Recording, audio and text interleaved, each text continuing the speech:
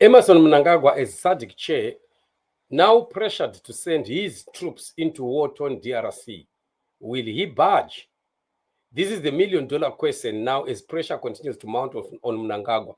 We have seen Sophie Mukwena coming out lambasting Mnangagwa and Suhulu for not being responsible enough as the leaders of Sadc, because what is happening in the DRC now is serious. We've seen a report that is saying that 13 South African soldiers have been killed in the DRC. And another complaint being that they are not well equipped. There is not enough of the necessities that they need in that war. And this is becoming frustration for the soldiers. And while we are looking at this, Mnangagwa is busy fighting some factional wars in the country, and has been on leave, and he's been at Precap Farm and running all over Hector Skater, trying to cover up gaps that are supposed to be done by the person acting as president, or because Mnangagwa is afraid of what might happen in his absence. So right now, those that are busy asking where Mnangagwa is, I think they do not know who Mnangagwa exactly is. If they do know who Mnangagwa is, they were not going to be asking where he is, because Mnangagwa is incompetent. Mnangagwa is never on time, is never responsible, is never tick on anything that he does. When you heard him speaking in the National Sports Stadium saying that I'm going to hit the ground running, a lot of people clapped hands and ululated, and I looked at them and I said, do they really know who this guy is? For us, we have known Emmerson Mnangagwa for a very long time, before he was even vice president, when he was just an ordinary minister of government. We know exactly who this man is and what he represents.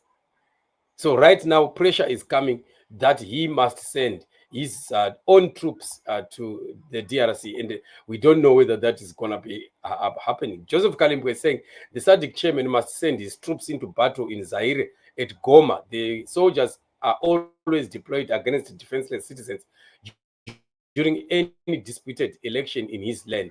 It's now time to shine and go battle their fellow men in Zaire, so we see if they can defeat M23 fighters. You see, that's exactly the truth. And somebody was angry. Dexter Nduna was angry. Says, you talk too much. You are like a gramophone. I just need to know where to turn you off. You see, he's angry because the truth has just been said. Mnangagwa is quick to deploy soldiers in Zimbabwe whenever there's a crisis. Why not now send soldiers? You are the chairman of Sadc. Your soldiers are quick to act, right? Now this is the time. Demonstrate it. Send them. Let Mnangagwa send them in, because he has too much money he's stealing from Zimbabwe. At least he can be using that money to sponsor those soldiers there. At least that money can be getting to some good use. And we want to see whether they are going to be able there. So he's so good at wanting to prove that he has got so much power and authority, and yet he does not have. Now he's failing to run Sadc. Everything is going upside down in the Sadc region, and he's watching the problems getting worse and worse. And Dexter Nduna Garai pass and keep quiet. Zikamai, very, very soon, this baboon of yours is going to be out of power, and we want to see what you are going to do. Very, very soon, things are turning around. Tables are turning around, and there's no way you are going to ever be speaking the way you are doing right now, because you will be looking for places to hide. We know of the crimes that you have committed, and you have confessed that you have killed someone. And don't think that Zimbabweans forget. We don't forget. We are watching this space. One of these fine days, all these acts that we have done in the name of ZANU-PF are going to be coming back again to bite you. So this is what is happening. We don't know whether Mnangagwa is going to budge, but if this kind of pressure would continue, will he be able to do that? Zimbabwe is a broke government, and they cannot be able to send troops there. South Africa is sending troops, but already there are complaints about the situation there. And we've heard many people beginning to talk about it. My money this other day was talking about the withdrawal of South African. They definitely need to have a withdrawal of their troops, because they are dying for nothing. And that is truth. That is very, very true. So we can't continue to be having people dying for nothing, especially on these man-made wars. They know what they are doing. I think you have been knowledgeable from the show that we did on the main channel, Chatufa TV Productions, I've been talking and explaining to you on how this war has started, why it has started, who has started it, who is benefiting from this war, and quite a lot. And that this war is a man-made war. Just like the Mozambican war is a man-made war, the hunger and the poverty in Zimbabwe is a man-made hunger and poverty, so that Mnangagwa can be able to control people. That is what is happening. So these guys, they create man-made catastrophes so that they can be able to control people, and which is quite a philosophy of the devil. While the country is so rich and has been blessed with so much, which is in mineral resources, but we are still having a people that are starving.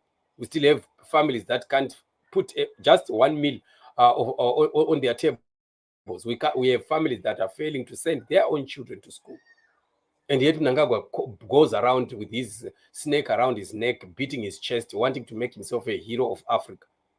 You can't be a hero of Africa when your people are starving. Donald Trump has been very correct that you are sitting on billions and billions of worth of resources. And why are your people poor? Why are your people failing just to feed? And now they are crying foul because he has withdrawn his medical supplies. ZANU-PF must foot the bill.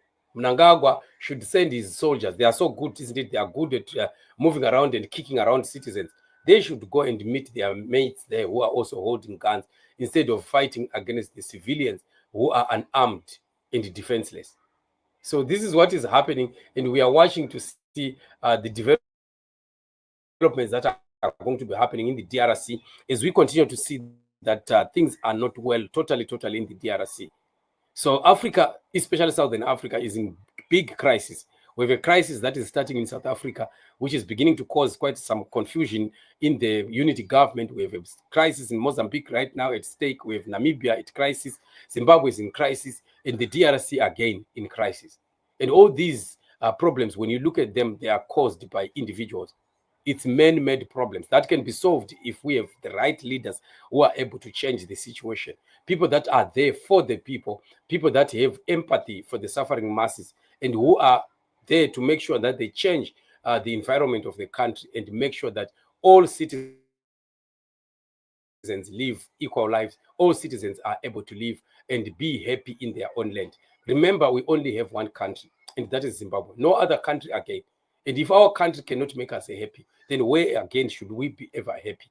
If they have failed, they should simply tell us that we have surrendered, we have failed, and other people can come in and make lives better. Thank you so much for joining me on the show. We'll be meeting tomorrow again on the show. You are blessed.